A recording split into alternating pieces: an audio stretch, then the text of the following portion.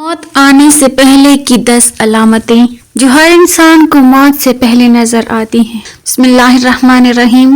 حضرت ابو ہریرہ رضی اللہ تعالیٰ عنہ سے روایت ہے کہ رسول اللہ صلی اللہ علیہ وسلم نے فرمایا، لذتوں کو ختم کرنے والی موت یعنی موت کو زیادہ یاد کیا کرو۔ ایک مرتبہ ملک الموت یعنی حضرت اسرائیل علیہ السلام حضرت یعقوب علیہ السلام کے پاس پہنچے تو حضرت یعقوب علیہ السلام نے پوچھا، کیا تم میری روح قبض کرنے کے لیے آئے ہو یا مجھ سے ملاقات کرنے کے لیے آئے ہو؟ تو ملک الموت نے عرض کیا کہ اے اللہ کے پیغمبر، میں روح قبض کرنے کے لیے نہیں آیا ہوں بلکہ آپ سے ملاقات کے لیے آیا ہوں۔ تو حضرت یعقوب علیہ السلام نے فرمایا، ٹھیک ہے، لیکن جب تم میری روح قبض کرنے کے لیے آؤ تو کوئی قاصد میری طرف روانہ کرنا، کوئی پیغام میری طرف بھیج دینا۔ تو ملک الموت نے کہا کہ میں جب آپ کی روح قبض کرنے کے لیے آؤں گا تو اس سے پہلے 2 یا 3 قاصد آپ کی طرف روانہ کروں گا اور وہ آپ کو اطلاع دے دیں گے۔ چنانچہ ایک وقت آیا جب ملک الموت حضرت یعقوب علیہ السلام کے پاس اچانک آ گئے اور روح قبض کرنے کی بات کہی تو حضرت یعقوب علیہ السلام نے فرمایا کہ تم نے جو مجھ سے کہا تھا کہ میں کوئی قاصد بھیجوں گا، کوئی پیغام دینے والے کو آپ کے پاس بھیجوں گا، آپ اچانک روح قبض کرنے نہیں آؤ گے؟ تو ملک الموت نے کہا کہ میں نے آپ کی طرف قاصد بھیجے تھے اور وہ بھی 3 قاصد بھیجے تھے۔ حضرت یعقوب علیہ السلام نے کہا، وہ کون سی قاصد ہیں؟ ملک الموت نے فرمایا، پہلا قاصد یہ تھا کہ آپ کی داڑھی اور سر کے بال جو تھے وہ سفید ہونے لگے۔ دوسرا قاصد میرا یہ تھا کہ آپ کے جسم میں جو طاقت اور توانائی تھی وہ ختم ہونے لگی اور آپ کے جسم میں کمزوری آنے لگی۔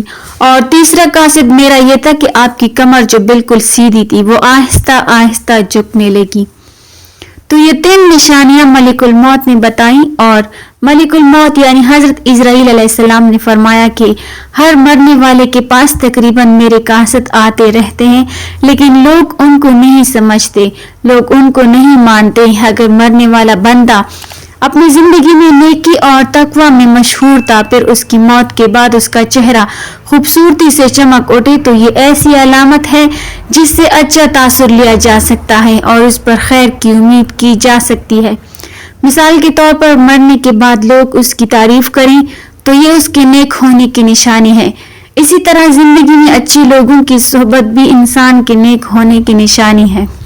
حسن خاتمہ کے بہت سے اسباب ہیں جن میں اللہ کی اطاعت پر استقامت، اللہ تعالیٰ کے بارے میں حسن ظن، سچائی، پرہیزگاری، توبہ، موت کو کثرت سے یاد کرنا اور دنیاوی چاہتیں مختصر کرنا، آخرت کی فکر اور نیک وکار لوگوں کی صحبت قابل ذکر ہیں۔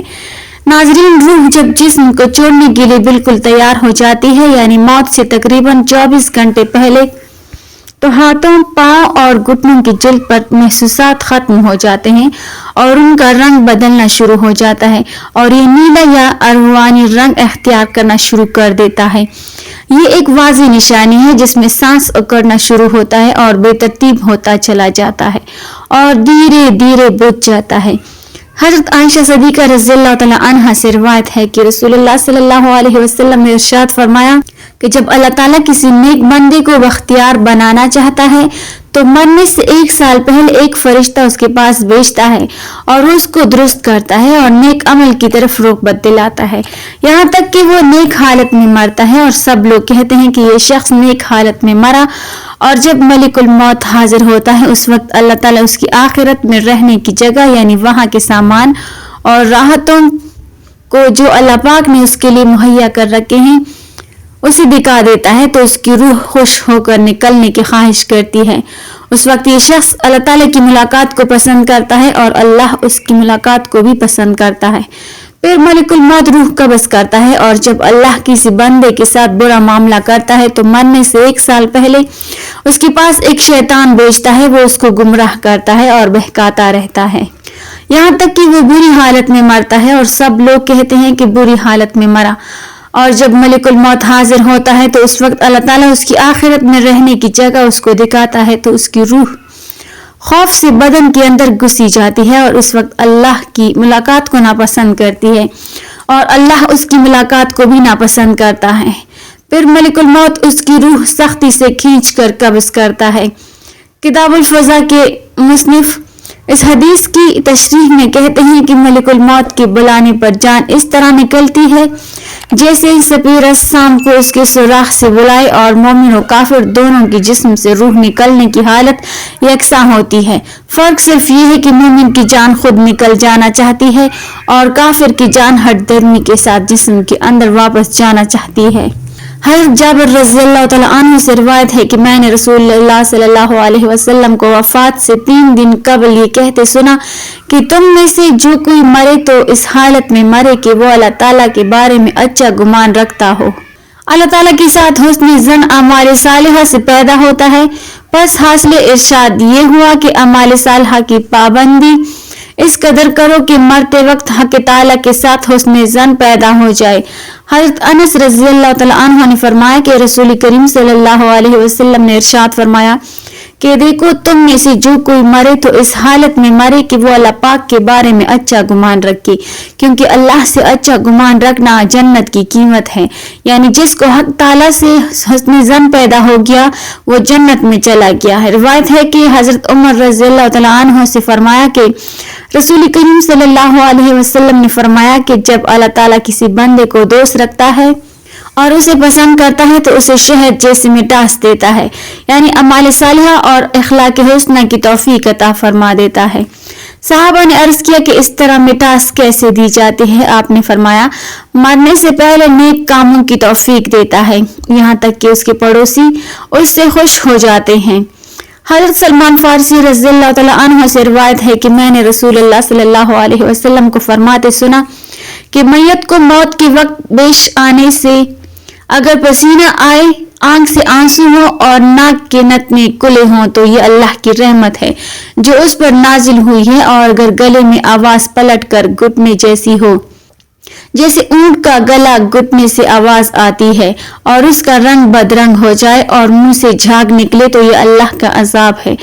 ناظرین گرامی، اللہ تعالیٰ نے عرش کے نیچے ایک درخت پیدا کیا، اس کے پتے تمام خلائق کی گنتی کے برابر ہیں۔ اس کا نام شجرۃ المنتہا ہے۔ جب بندے کی عمر ختم ہونے کو آتی ہے اور 40 دن باقی رہ جاتے ہیں تو حضرت اسرائیل علیہ السلام کے سامنے اس کا ایک پتا گر جاتا ہے، اس پر اس بندے کا نام لکھا ہوتا ہے۔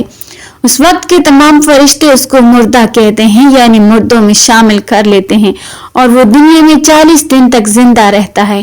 جب 40 دن پوری ہو جاتے ہیں تو ملک الموت اس کے پاس آتا ہے اور اس کے سامنے بیٹھتا ہے۔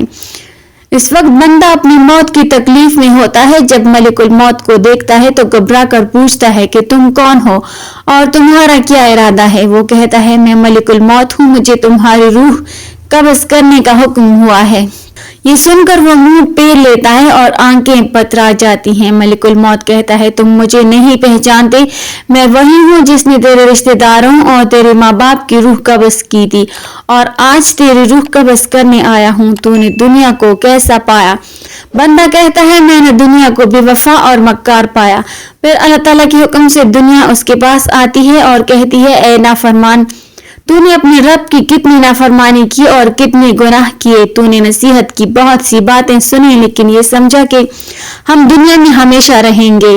یاد رکھ میں تجھ سے اور تیرے اعمال سے بیزار ہوں۔ پھر اس کا مال اس کے سامنے آتا ہے اور کہتا ہے اے نافرمان، تو نے ناحق طریقے سے مجھے حاصل کیا، اگر تو غریب اور مسکین پر خرچ کرتا تو آج میں تیرے کام آتا۔ روایت میں ہے کہ جب آدمی کی زبان بند ہو جاتی ہے تو 4 فرشتے اس کے پاس آتے ہیں اور سلام کرتے ہیں۔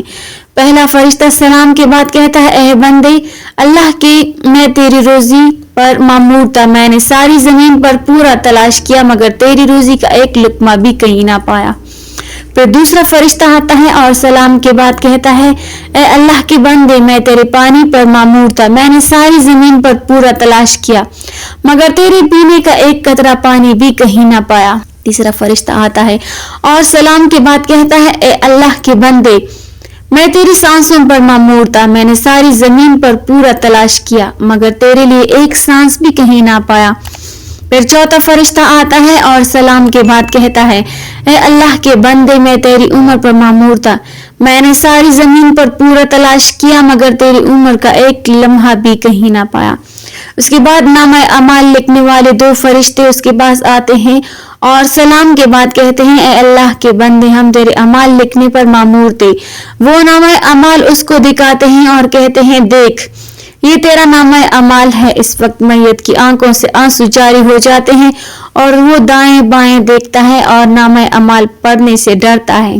اس کے بعد ملک الموت اس کی روح قبض کرتے ہیں. روایت میں ہے کہ ربیع بن انس رحمۃ اللہ علیہ سے کسی نے پوچھا کہ کیا ملک الموت تنہا ہی سب کی روح قبض کرتے ہیں یا ان کے ساتھ اور فرشتے بھی شریک ہوتے ہیں؟ تو فرمایا کہ روح قبض کرنے کا اصل کام انہی کے سپرد ہے، لیکن اس کام میں ان کے ساتھ بہت سے فرشتے مدد کے لیے مقرر ہیں اور ملک الموت ان کے سردار ہیں. ان کا ہر قدم دنیا کے ایک کنارے سے دوسری کنارے کے برابر ہے. پھر ربیع بن انس سے پوچھا گیا کہ مومنوں کی روح کہاں رہتی ہے؟ فرمایا آسمانوں کے اوپر سدرۃ المنتہا کے پاس. حضرت ابو ہریرہ رضی اللہ تعالی عنہ روایت کرتے ہیں کہ رسول اللہ صلی اللہ علیہ وسلم نے ارشاد فرمایا جب انسان مر جاتا ہے تو اس کے اعمال کے ثواب کا سلسلہ منقطع ہو جاتا ہے مگر 3 چیزوں کا ثواب باقی رہتا ہے. نمبر 1 صدقہ جاریہ، نمبر 2 علم جس سے لوگ فائدہ اٹھائیں اور نمبر 3 نیک اولاد جو اس کے لیے دعا کریں. ایسے اعمال جن کا تعلق صرف دنیاوی زندگی سے ہوتا ہے ان کے اثرات مرنے کے بعد دنیا میں ہی ختم ہو جاتے ہیں. موت زندگی کا خاتمہ نہیں بلکہ زندگی کا ایک مرحلہ ہے جس سے ہر انسان کو گزرنا ہے. کوئی بھی انسان لافانی نہیں بلکہ ایک نہ ایک دن اسے دنیا سے رخصت ہونا ہے. انسان زندگی کے مختلف مراحل بچپن، جوانی اور بڑھاپے سے گزرتا ہوا موت کی طرف بڑھتا چلا جاتا ہے. مرنا ایک ایسا عمل ہے جس کے دوران جسم زندگی کو الوداع کہتا ہے. یہ عمل مختلف لوگوں میں مختلف ہو سکتا ہے. جب لوگ مر رہے ہوتے ہیں تو جسم کا نظام آہستہ آہستہ کمزور پڑ جاتا ہے، دل کی دھڑکن ہلکی ہو جاتی ہے اور دوران خون کم ہونے کی وجہ سے دماغ اور دوسرے اعضاء کو کم آکسیجن ملتی ہے جس سے وہ صحیح کام نہیں کر پاتے. اس کے علاوہ مرنے والے کی سوچنے اور سمجھنے کی صلاحیت بھی متاثر ہو جاتی ہے. موت سے چند گھنٹے پہلے کی نشانیاں یہ ہوتی ہیں کہ جب موت قریب آتی ہے تو انسان کا تعلق آہستہ آہستہ دنیا سے ٹوٹنے لگتا ہے اور ایسی نشانیاں ظاہر ہونے لگتی ہیں جن سے معلوم ہو جاتا ہے کہ آخری وقت قریب ہے. جیسے جیسے انسان موت کے قریب جاتا ہے وہ کم متحرک ہو جاتا ہے جس کی وجہ سے جسم کو کم توانائی درکار ہوتی ہے اور بھوک پیاس میں کمی آتی ہے جو آہستہ آہستہ ختم ہو جاتی ہے. ایسے وقت میں موجود افراد کو چاہیے کہ روح کی مدد سے اس کے ہونٹ تر کرتے رہیں یا قطرہ قطرہ پانی پلانے کی کوشش کریں. موت سے چند گھنٹے قبل پہ جسم پیشاب اور پخانے کی حاجت کو محسوس کرنا چھوڑ دیتا ہے. یہ اس بات کی علامت ہے کہ آخری وقت قریب ہے. اس کے علاوہ کب کبھی طاری ہو جاتی ہے اور جسم کے درد کا احساس بھی کم ہو جاتا ہے.